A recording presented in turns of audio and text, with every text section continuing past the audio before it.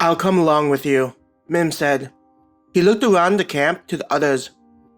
It'll just be the two of us. I don't feel comfortable letting the others join in when they'll need to keep the camp safe. Celine is in a position to protect herself while she mentally recovers from whatever she saw earlier. Even though they'd wait until the sun went down, Sam and Adam were on watch.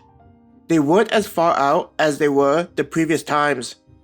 It was likely to stay close enough to support the other while also ensuring they could see enough of their surroundings.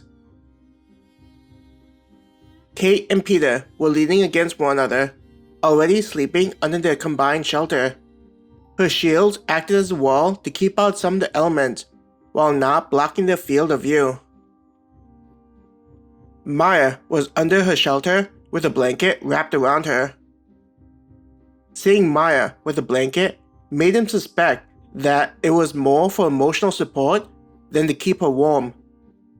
James felt bad that he couldn't just hug her while they slept, but he knew that tasks needed to be taken care of. Everyone that was resting was doing so in order to regain their strength for when the sun set. Due to Celine behaving so strangely, none of them wanted to be tired when it became dark.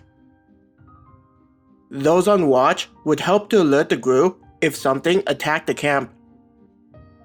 The only one still awake and not on watch, aside from Raul looking at Celine, was Naylor.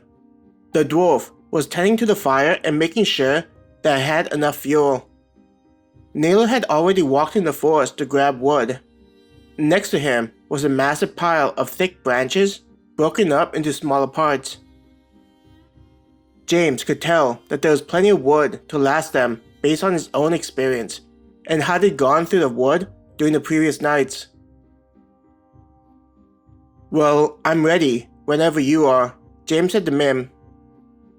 Nodding, Mim looked to be preoccupied with his own thoughts.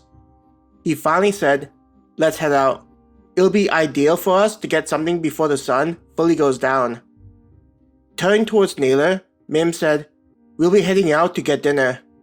If you're able, get some water for the pot." Naylor simply nodded before getting up and heading off to do his assigned tasks. Though the dwarf hardly spoke, James knew that Naylor was someone that could be relied upon. Just like all the other members in Mim's group, Naylor had the skills necessary to complete anything that needed to be done. It was the reason why Celine's behavior was so shocking to all of them. James looked at Adam and gave a wave. "We'll try to be back as soon as possible." Trying to flash a smile, Adam said, "I'll keep this place safe. Make sure not to encounter whatever is out there." James chuckled at Adam's comment. The two of them moved away from the camp at a fast pace, but nowhere close to the maximum speed. Following Mim, James suspected that Mim didn't want to run into anything that was out in the forest accidentally. With that in mind, he kept a watchful eye out.